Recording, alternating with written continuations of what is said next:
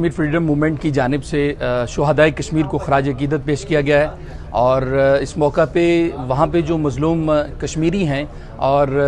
उन पे जो जुल्म किया जा रहा है उस हवाले से अक़वाम मुत्तहिदा को तवज्जो दिलाई गई है कि वो कश्मीरी अवाम की ख्वाहिशात के मुताबिक उनका फ़ैसला करे ताकि वो अपनी ज़िंदगी को एक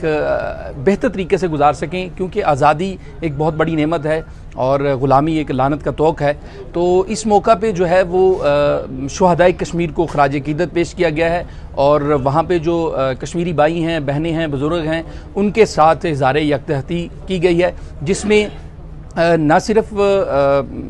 यहाँ पे कश्मीरी कौम ने शिरकत की बल्कि यहाँ पे कश्मीर की तमाम सियासी, समाजी और पाकिस्तान की सियासी समाजी तंजीमों ने शिरकत की और अपने कश्मीरी शुहदा को खराज अकीदत पेश किया और इस अज़म का ये अज़म किया कि इंशाअल्लाह कश्मीर की आज़ादी तक हम कश्मीर के साथ हैं और कश्मीर आज़ाद होकर रहेगा। जी।